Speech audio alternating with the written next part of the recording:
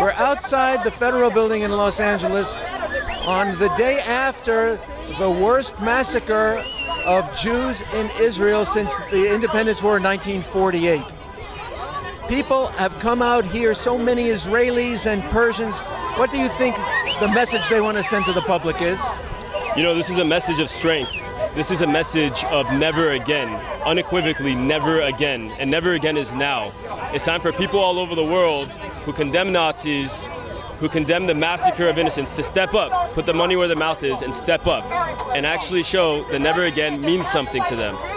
But when you say Nazis, you're referring to Islamic Nazis? Islamic Nazis are Nazis. When at the end of the day, their objective is the same, their means is the same, and their goal is the same, they're Nazis.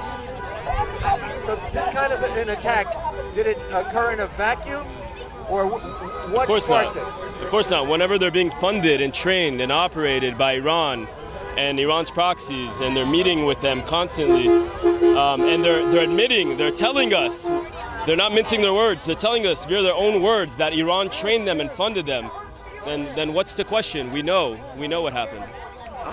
What culpability does this administration have in Iran and the Islamists of Hezbollah and Hamas? Well, right. Well, we all know that $6 billion was released. We all know that. $6 billion, was released to them. We all know that. But we have a lot of people that are trying to say that those funds haven't been touched, they're in a separate account and are only being used for humanitarian purposes. It doesn't take a genius to know that if Iran knows that they have $6 billion waiting for them in a different account, it's not hard to move your money around and utilize the funds that you do have for terror purposes, knowing that you have money to access for humanitarian, quote-unquote, purposes later on. So what kind of message has been sent to the Muslim world by this administration?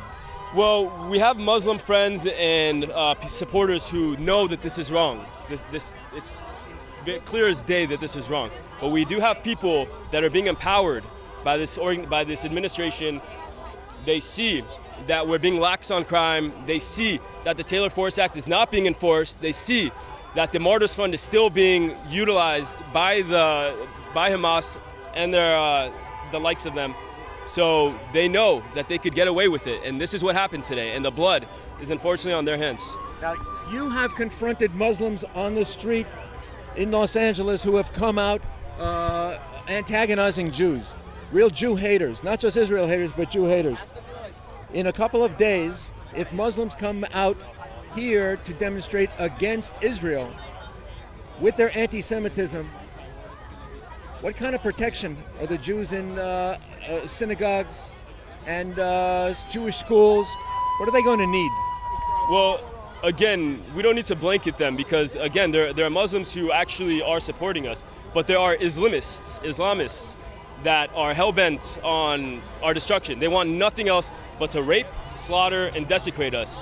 And they're not shy about their words. And it's up to us to stand up and say, Am Yisrael Chai, never again, and we're here to stay, and we're here to fight. The attackers at the sushi restaurant who came from that Muslim demonstration and then attacked Jews, they got off with very light sentences.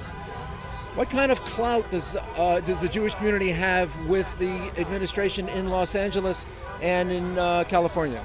Right, well, anytime someone's light on crime, they laugh in our face. It's time to strike down, it's time to clamp down, give out harsher sentences, and it's actually up to us to stop anyone who seeks our destruction, whether they're Islamists, white, doesn't matter. It's up to us to group together and show them what happens today when you mess with Jews. Am Yisrael Chai, never again.